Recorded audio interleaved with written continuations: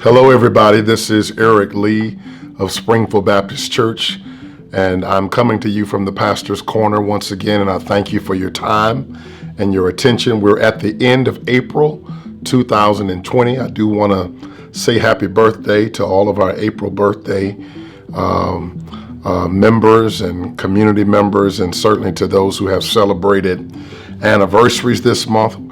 We praise God for you as well, and happy anniversary to each and every one of you. We come to you on a day that marks some very sorrowful milestones, in as much as we have surpassed the 1 million confirmed cases of COVID-19 in the United States of America. We're at 1,056,652 confirmed cases from the time at which we filmed this.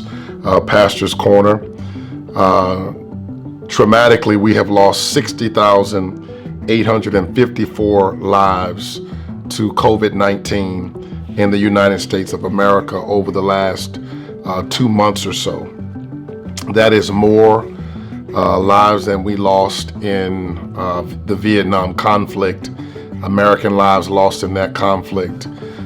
We've lost more than that in the last 2 months. Deaths that were preventable. They were not inevitable, they were preventable. And I want to continue to help us to appreciate that no matter which business is open, no matter what the politicians are pressing us to do right now, it's important for us to realize that this pandemic is nowhere near over. We've already lost 60,000 lives. And that has yet to curtail, it has yet to slow down. I think it's also important to appreciate and also to celebrate that there are confirmed 116,464 people that have recovered from COVID-19.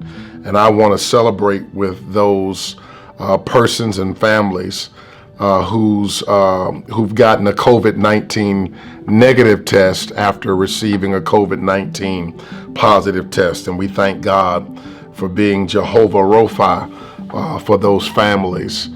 On April the 13th, the New York Post put out an article, interestingly enough, about the rats of New York City. And they did an examination of how the rat population is surviving amid the reality that thousands of restaurants have closed, and if thousands of restaurants have closed, then the trash that usually makes its way to the rat population is no longer available to feed them. And what they're discovering is that when the rats no longer have the food supply that they're accustomed to having, that they begin to feed on themselves. They begin to become cannibals, and they even eat their own young, which is evidence that when there is scarcity, when there is a crisis, species tends to lose all sense of community, and the values that they may have had when there was plenty, they don't necessarily have when there is scarcity. And now, if you want to transpose how that might relate to us as humans, we've got to ask ourselves what we care about and what we value most in this country and in this world. And we can't let the crisis that we're going through right now determine our human values. We can't let what we're going through determine what the ethics are going to be for the situation that we're in. We're in a crisis, but we've got to maintain our humanity. We've got to maintain our Christianity. Jesus is always ministering to people in their most vulnerable state, whether it's the widow at Nan, whose only son passed away, or whether it's the woman with an issue of blood for 12 years, or the daughter of Jairus, or the woman that was bent over for 18 years, or whether it was the blind man on the side of the road, or the man who was lame for 38 years at the pool of Bethesda. Jesus is always ministering to the most vulnerable among us.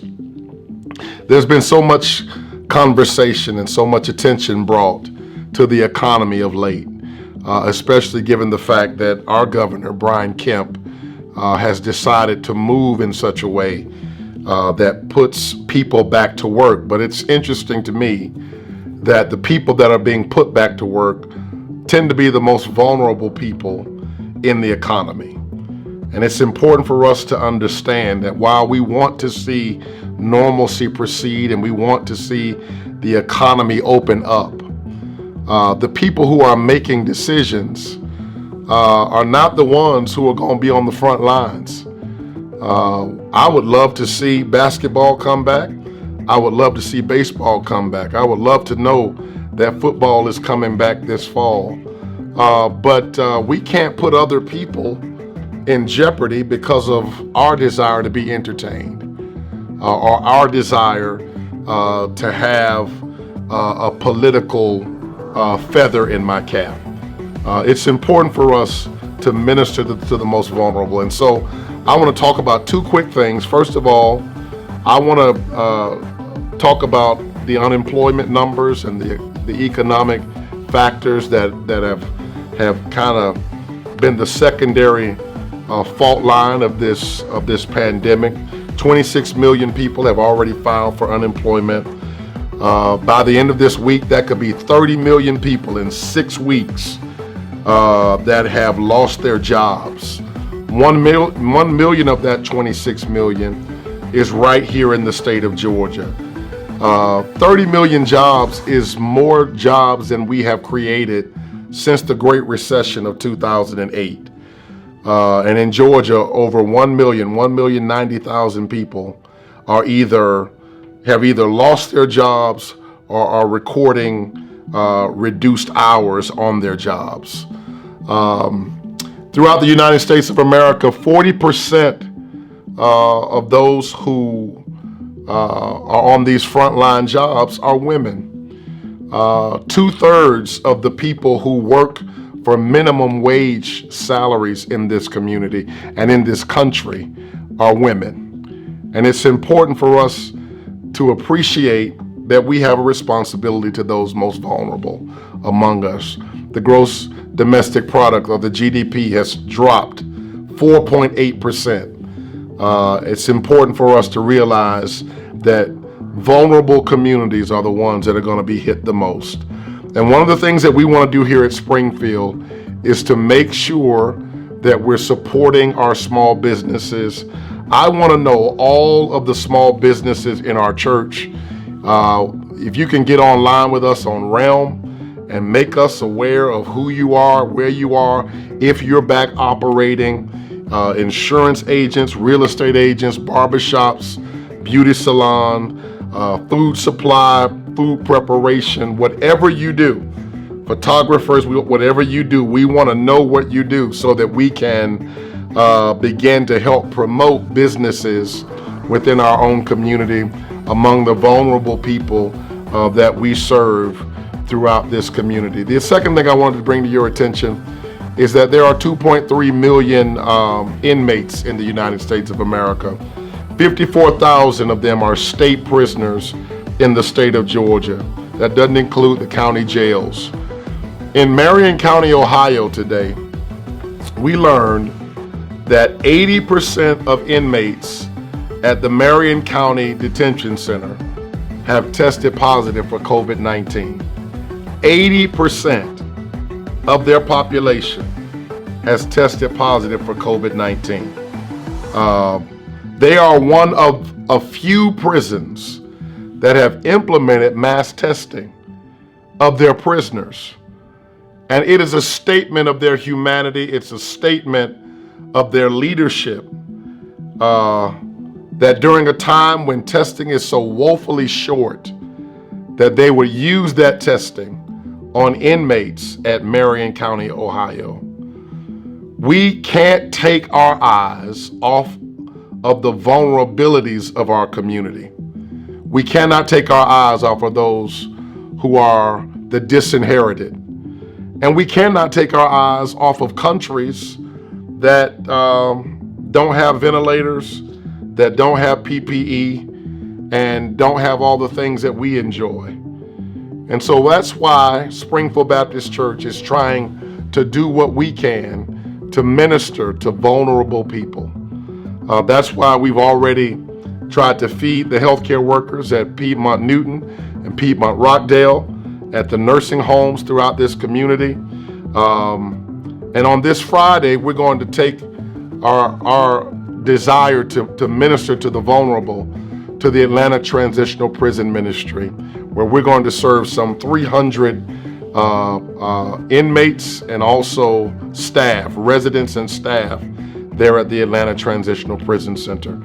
We're also looking forward to partnering with our small businesses. And on this Friday, here at Springfield Baptist Church, from 10 a.m. to 2 p.m., Nana's Chicken and Waffles is going to be outside serving their community.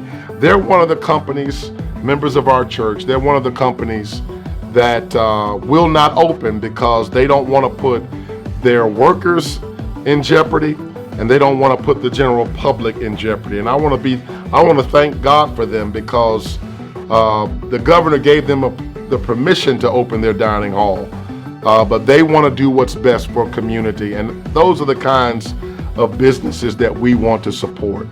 And so Springfield, get online, make us aware of what your business is, and we look forward to partnering with businesses and also making sure that we are touching the most vulnerable among us. Please join us by giving. Get online at sbcgrowth.church. You can give by texting the word growth to 73256. Mail your gift to Springfield Baptist Church. Drop it off here at the Springfield Worship Center.